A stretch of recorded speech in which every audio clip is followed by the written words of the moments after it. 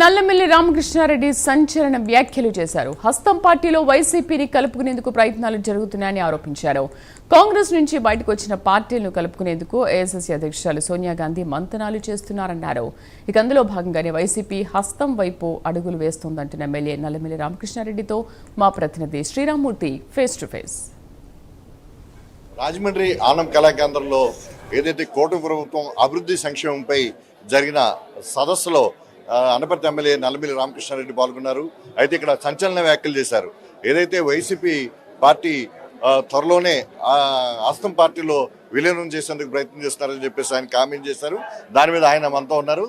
అసలు ఏంటి వైసీపీ పార్టీని హస్తంలో కలుపుతారని మీరు గతంలో ఒకసారి కామెంట్ చేశారు, ఇప్పుడు మళ్ళీ తాజాగా ఈ సంచలన వ్యాఖ్యలు చేశారు. ఏంటి మీకున్న సమాచారం?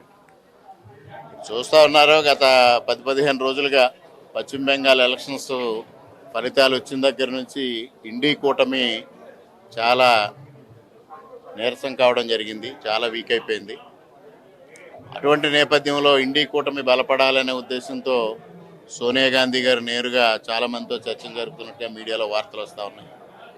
ముఖ్యంగా ఎవరైతే మమతా బెనర్జీ వారు టీఎంసీని కాంగ్రెస్లో విలీనం చేయడానికి సుముఖత వ్యక్తం చేసినట్టుగా, అదేవిధంగా జగన్మోహన్ రెడ్డి గారు హస్తం పార్టీతో పొత్తు పెట్టుకోవాలా, హస్తం పార్టీతో విలీనం చెయ్యాలా అనే దిశగా సోనియా గాంధీ గారి ఆహ్వానం మేరకు చర్చలు జరపడానికి ఆయన సిద్ధమైనట్టు, అందువల్లనే ఇటీవల ఎస్ఐఆర్ పైన ఆయన భారతీయ జనతా పార్టీ పైన విమర్శలు చేస్తూ కాంగ్రెస్కు దగ్గర అవడం కోసం వారు ప్రయత్నం చేస్తూ ఉన్నారు.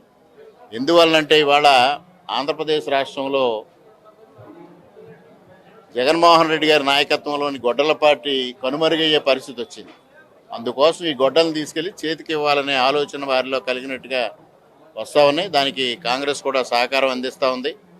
ఒక పక్క డిఎంకే దూరం కావడం, ఒక పక్క టీఎంసీ పూర్తిగా బలహీనపడడం, మరో పక్క ఇతర పార్టీలు కూడా ఇండీ కూటమిలో ఉన్నవన్నీ మొన్నటి ఎన్నికలతో కూటమిలో బలహీనపడిన పరిస్థితుల్లో ఎవరైతే కాంగ్రెస్ నుంచి బయటికి వెళ్ళి ప్రాంతీయ పార్టీలు స్థాపించుకున్నారో వారందరినీ మరలా కాంగ్రెస్ పార్టీలోకి ఆహ్వానించి తద్వారా కాంగ్రెస్ను బలపడడం కానీ ఇండీ కూటమి బలపడాలనేది సోనియా గాంధీ గారు రాహుల్ గారిని చేస్తున్న ప్రయత్నానికి జగన్మోహన్ రెడ్డి గారు సహకారం అందిస్తూ ఉన్నారనేది సమాచారం.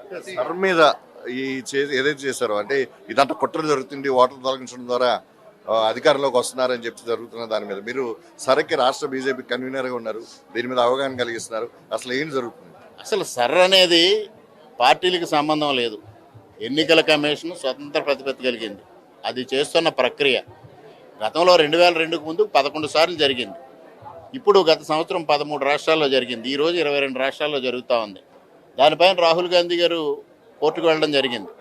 కోర్టుకు వెళ్ళినప్పుడు సుప్రీంకోర్టుకు వెళ్ళినా సుప్రీంకోర్టు చాలా స్పష్టంగా చెప్పింది, ఇది ఎన్నికల ప్రక్రియలో ఒక భాగం, ఎన్నికల కమిషన్ విధుల్లో ఒక భాగం, దీన్ని అడ్డుకోవడానికి వీలు లేదు.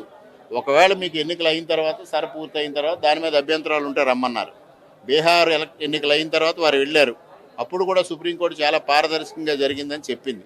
దీనిలో వివాదం ఏముంది?